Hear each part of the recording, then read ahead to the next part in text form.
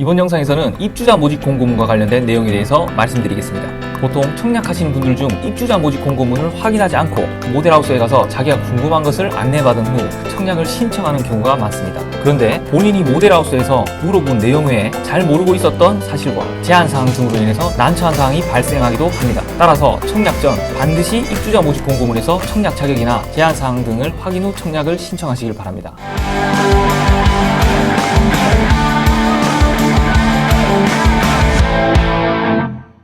리얼입니다.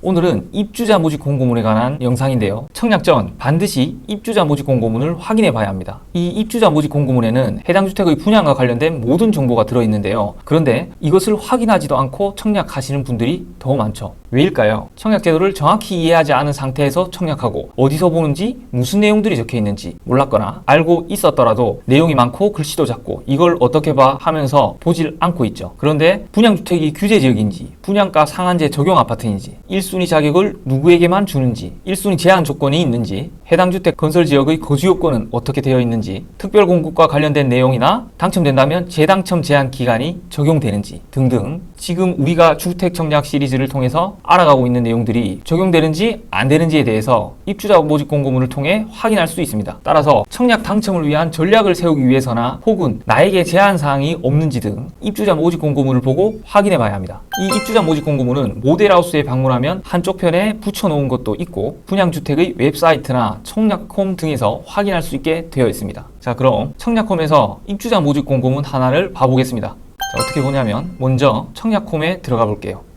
여기서 청약 일정 및 통계, 청약 캘린더를 클릭합니다. 자, 지금 8월이죠. 이렇게 상단에 특별 공급 1순위, 2순위 등을 나타내어 색깔별로 알아보기 쉽게 해놓았는데요. 하늘색 1순위를 한번 볼까요? 어떻게 좋겠죠? 한 18일 여수 소호동 거를 한번 봐볼게요. 기본적으로 입주자 모집 공고 정보가 정리되어 있습니다. 청약 일정이나 공급 대상 주택, 특별 공급 대상과 공급 금액 등 아주 기본적인 것만 여기에는 나와 있습니다. 또 여기에 보면 사업주체 전화번호가 있죠. 모집 공고문을 보다가 모르겠다면 여기로 전화해서 물어보세요.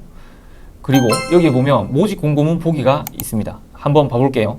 내용이 많고 쭉 적혀져 있는데 어떤 것들을 눈여겨봐냐면 공동주택 입주자 모집 공고의 내용을 숙지한 후 청약 및 계약에 응하시길 바라며 미숙지로 인한 착오 행위 등에 대해서는 청약자 및 계약자 본인에게 책임이 있으니 이 점을 유의하시기 바랍니다 라고 되어 있죠. 자, 그리고 공동주택의 최초 입주자 모집 공고일은 2021년 8월 6일 금요일입니다. 청약 자격 조건의 기간, 나이, 지역 우선 등의 청약 자격 조건 판단 기준일입니다 라고 기준일이 명시되어 있습니다. 또 본 공동주택은 수도권 외 청약 과열 지역의 민간 택지에서 공급하는 분양가 상한제 미적용 이형주택으로 당첨자로 선정 시 주택 공급에 관한 규칙 제54조에 따른 재당첨 제한을 적용받게 되며 기존 주택 당첨으로 인해 재당첨 제한 기간 내에 있는 자 및 그 세대에 속한 자는 본 공동주택 청약이 불가합니다. 이런 부분과 이 부분도 잘 봐야 하는 부분이겠죠. 그리고 이 부분도 확인해보고 공급 내역과 공급 금액 및 납부 일정도 확인하고